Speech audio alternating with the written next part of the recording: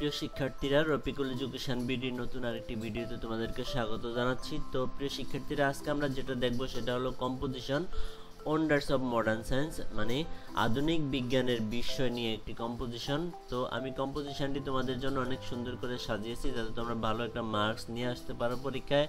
আমার বিশ্বাস তোমরা যদি এই কম্পোজিশনটি সবটা ঠিকভাবে লিখতে পারো তোমরা অবশ্যই ভালো মার্কস পাবে, প্লাস মার্ক নিয়ে আসতে পারবে।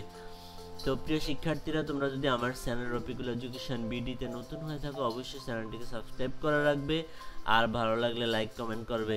তাহলে আমরা কথা আর না বাড়িয়ে আমরা আমাদের মূল পর্বে চলে যাচ্ছি। চলুন শুরু করা যাক।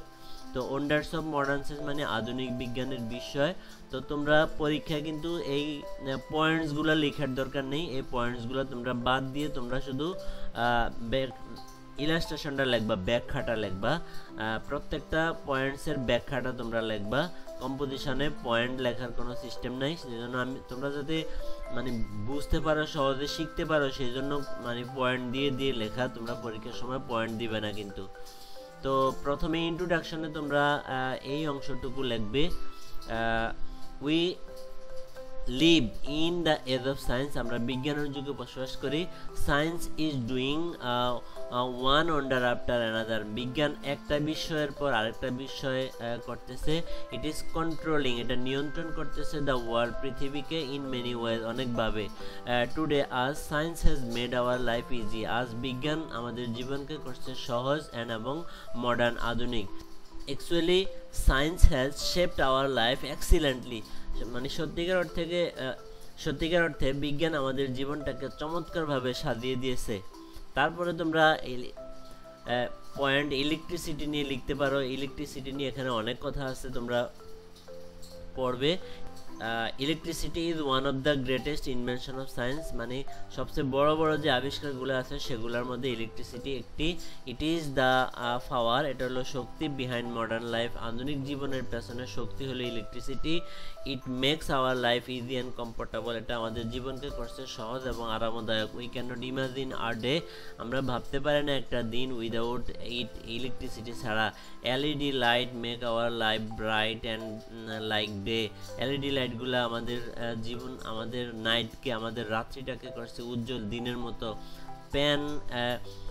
Fans give us cool air, মানে পাখা আমাদেরকে শান্ত বাতাস দেয়, ঠান্ডা বাতাস দেয়। And AC makes our feel like winter, মানে এয়ার কন্ডিশন আমাদের জীবনকে শীতের অনুভূতি দেয় ডিউরিং হট ডেজ, গরম দিনগুলোতে। ইন উইন্টার, শীতকালে room heaters give us warmth, আমাদেরকে উষ্ণতা দেয়। Scooters and easy bike run without petrol, scooters easy বাইকগুলো এখন পেট্রোল ছাড়াই চলতে পারে, বিদ্যুৎ দিয়ে। অল দিজ আর পসিবল, এই সবগুলোই সম্ভব হয়েছে বিকজ অফ ইলেকট্রিসিটি, বিদ্যুতের কারণে।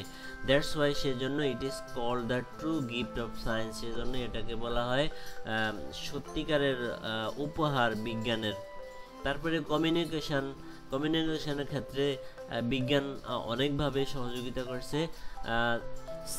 রিসেন্টলি, সম্প্রতি, a rapid change in communication system has taken the world by storm, মানে সম্প্রতি একটা দ্রুত পরিবর্তন যোগাযোগের ক্ষেত্রে হয়েছে।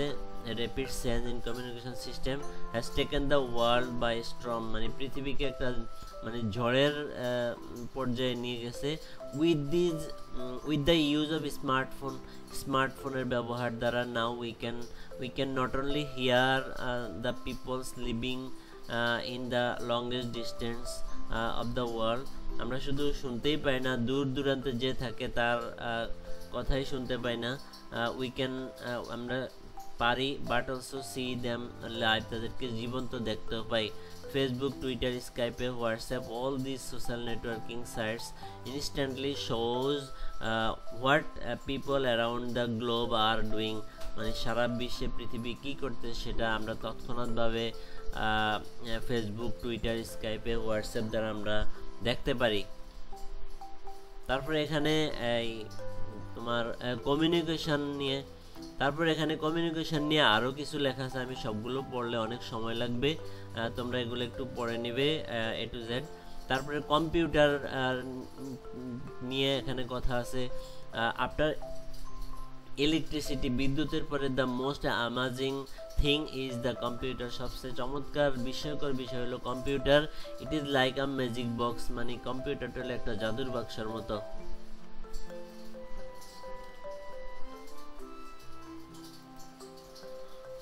কম্পিউটার হলো জাদুর বক্সের মতো, that can do many things, যা অনেক কিছু করতে পারে। ইট ইজ ইউজড এভরিওয়্যার, এটা সব জায়গায় ব্যবহার হয়, school, office, bank, hospital and Holmes.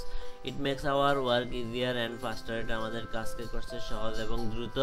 Life without a computer, computer ছাড়া জীবন is now hard to imagine, ভাবা অনেক কঠিন। তারপরে রিক্রিয়েশন মানে বিনোদনের ক্ষেত্রে সায়েন্স কিভাবে সহযোগিতা করছে সেটা আমরা এখানে দেখতে পারবে তোমরা।